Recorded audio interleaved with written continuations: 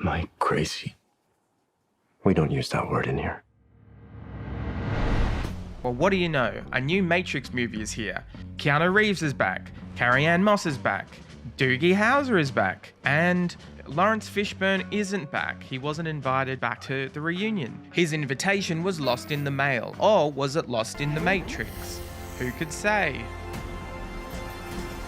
With the new Matrix movie being released later this year, I thought this would be a good opportunity to look back at the original 1999 The Matrix. Is it still cool? One Lil Nas later? Or is it as lame as, say, Wild Wild West, the movie Will Smith accepted after passing on The Matrix? Epic fail. If he was in The Matrix, Will Smith would surely be a household name by now, but I guess it wasn't meant to be. So join me, won't you? Chuck on your favourite pair of sunglasses, inside, and let's plug ourselves into The Matrix. What the fuck am I doing? At its heart, The Matrix is a very simple story. Boy meets girl, girl introduces boy to paranoid schizophrenic uncle who is right about everything. Boy is shown his existence is a lie, girl does many backflips. The end.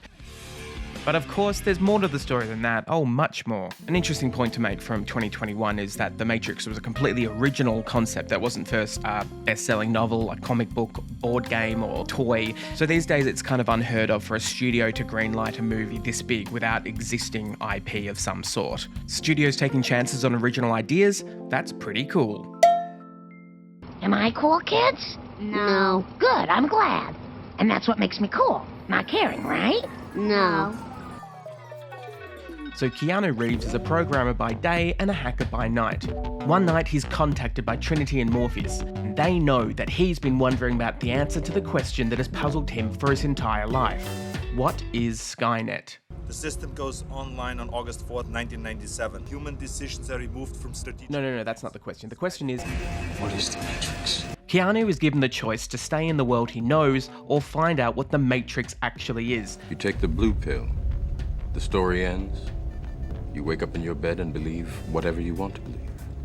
You take the red pill. You stay in Wonderland. And I show you how deep the rabbit hole goes. So he chooses the latter and is ejected from the computer simulation and into the real world. Here he will learn how to bend the Matrix to his own will. Morpheus believes Neo is the one, a Christ-like figure who will rise up against the machines and free the human race. I know it. He's the one. At the end of the film, he is worthy of the title of the Dark Knight. I mean, the one. In rewatching the film, it comes across very quaint in comparison to the depraved CGI fuckpit of today's action movies. It's a contained story, a tight narrative with limited scope. I mean, the climax of the film is set in a hallway. There's no skydiving through the falling debris of a hidden cloud fortress. An old hallway in a dumpy apartment block. If you pitch that to Marvel today, Kevin Feige would surely slap you hard across the face in disgust. Of the real world, we only see inside of the Nebuchadnezzar. They talk about the human city of Zion, but we don't actually see it. Zion. The war was over tomorrow. Zion's where the party would be. It's a city. The last human city. I think this is perfect, leaving it to the audience's imagination. Personally, The Clone Wars was way better in my head when Obi-Wan mentioned it in A New Hope, rather than the 50 billion cartoon shows that document it. It's clear that this was a relatively small budgeted movie at the time, which led to the decision to stretch their Yankee dollar further by shooting it in Sydney. The winner is Sydney, Australia. Overall, the concept of artificial intelligence growing the human race like crops in a digital prison was a fresh idea at the time, but now it's pretty old hat. We've all been living in a digital prison run by a robot for years now, so what was once science fiction is now science non-fiction. The story is a near-perfect hero's journey, and in that way, The Matrix is timeless. Very cool. The same can't be said for the characters, unfortunately. Neo and Trinity are the worst in this regard. They are both stoic characters who deliver every line like they're ordering from McDonald's drive-thru. You move like they do. I've never seen anyone move that fast. Could you please repeat that, please? I think we're supposed to believe that there's some fondness, warmth, romantic feelings between them, but there's just zilch. It's a flat line. Morpheus does best here, even though he plays the narrator for most of the film, explaining everything about the world to Neo and the audience. But I care about this character. I care about Morpheus because he's really sticking his neck out, putting ultimate faith in this deadbeat stoner. Whoa, I know Kung Fu. And that's really admirable. Lawrence Fishburne does a great job portraying the character of Morpheus. Whenever he's on screen, I am just transfixed, mainly by his skin. And in 4K, you can really see the texture in great detail. Is that a magic eye? Holy shit, it's the pyramids. Oh, what's it this time? Oh, Big Ben. The agents are the super dangerous guardians of the Matrix. They make sure that this virtual playground is protected, even though they don't seem to have a problem with normal people seeing their antics. It's impossible. I think the agents are so well set up as a threat. Like, this is one of the reasons that in this film, you do actually feel invested and fear for the character's safety. The Wachowskis set this up so clearly. Are there any agents? Yes. God damn it. Every single man or woman who has stood their ground, everyone who has fought an agent has died. You see an agent, you do what we do. Run. Those are agents holding him. 3 of them. I've seen an agent punch through a concrete wall. Men have emptied entire clips at them and hit nothing but air. You are alive when they start to eat you. Never go.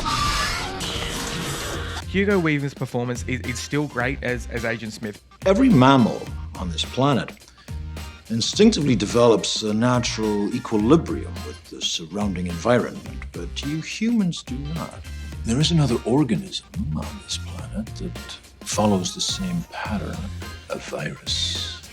Matrix predicted coronavirus. COVID-19 predicted by the original Matrix. Doctor, give me the news. I got a bad case. COVID-19. As mentioned previously, The Matrix was shot in Sydney at Fox Studios, so there are heaps of Aussie actors in this movie and you wouldn't spot them unless you were Australian. Like the girl with the white rabbit tattoo, she played Katarina in Heartbreak High and later spent 17 years on Home and Away.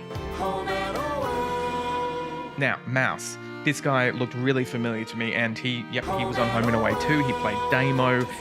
Yes, the one sexually objectifying this woman passing by. Cut him some slack. The 90s were different. You know, it's hard to get some service around here. Okay, I really got sucked into this storyline. Okay, Damo gets Selena pregnant. I'm pregnant. And she wants to keep the baby. I'm keeping the baby. Oh, well, and that's it, is it? But Damo just isn't ready to be a father. Do you really think you're ready to be a mum? Yes. And I'm sure as hell ready to be a nana. The fucked up thing is that Irene, Damo's mum, is on Selena's side. Damien, she is carrying my grandchild. Irene, this isn't about you! But thankfully, they come to an arrangement and Selena agrees to put the baby up for adoption. Damo's helmet hair is incredibly embarrassing by today's standards, but every kid I knew had the same haircut at the time. This is me and my brother. But what do we see next season? Hey, how's it going, Mum? Damo, what have you done to your beautiful hair? Look, I'm thinking about dropping law and just doing straight arts. You can't drop out of law and become some beatnik layabout! And this is him giving an uncanny Heath Ledger Joker impression 9 years before The Dark Knight. It doesn't have everything the body needs. Well, hello, beautiful. The woman in the red dress. I designed her. Giving soap stars a taste of the Hollywood limelight? Now that's pretty cool.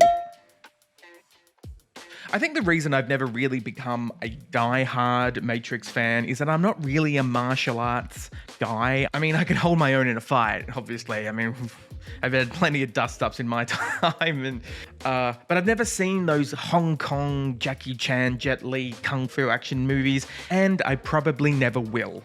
The fights are honestly a little dull and robotic, a bit clean. They don't really look like any pain is being inflicted. It all seems like a lot of prancing, a lot of style, flipping and stuff. It's not down and dirty and visceral. But I understand for some people, the Kung Fu is a crucial part of what makes The Matrix, so I'm not going to yuck someone else's yum. But to me, it's lame. Neo. No one has ever done anything like this. That's why it's going to work. Can an American tell me the benefit of karate chopping an Uzi? Down in the comments. From a 2020s perspective, this scene is terrifying, especially because this is the exact costume a shooter would wear when they enter a high school or a movie theater or a shopping mall. If I was a mass shooter, I would definitely watch this scene just to G myself up. And it's not even a fair fight. Like, these security guards are caught on the back foot. They don't even have time to get their weapons out. They're just being slaughtered. The whole thing doesn't really seem that heroic when it comes to Neo and Trinity. I think the Wachowskis want us to think this is really cool. Like, the slaughter of innocent people is rad. Is this cool? Is this cool? Is this cool? This guy. Cool, is he? But I have to say, gun massacres are very rarely cool.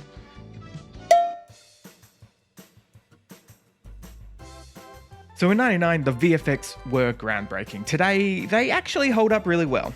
So Bullet Time, while awesome and no doubt sold a lot of tickets to the movies, but did anyone actually believe he was dodging the bullets? At best, he's flailing his arms around with decent leg strength. I mean, he'd win at limbo, but don't think he's dodging bullets.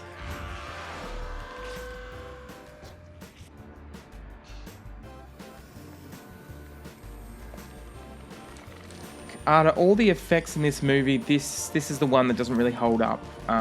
Even for '99, I remember kind of cringing at this effect. So this is what they teach you in writing school, okay? This is called Chekhov's helicopter. So in action movies, if you set up a helicopter, it must explode in the third act. It's a law that just cannot be broken. This film gets a lot of kudos because it revolutionized CG effects and stuff, but there's a fair share of practical visual effects in this, and I think that's why it does hold up. So when I started this video, I aimed to put an end to the 22-year debate over whether The Matrix was cool or lame. I'm happy to report that it's more cool than lame.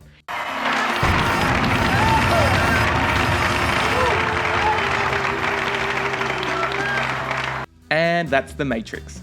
It holds up surprisingly well. So if you enjoyed this retrospective, please smash that like button and subscribe if you haven't. And if you didn't enjoy this, just keep that to yourself. There's no need to tell anyone about that. Stay tuned for my coverage of the Matrix sequels and the new Matrix Resurrections when it comes out. But what do you think? Are you looking forward to the new Matrix movie? For new viewers, my name is Henry, I'm a filmmaker, and I've decided to become a YouTuber while I've got some spare time, while I'm currently unemployed.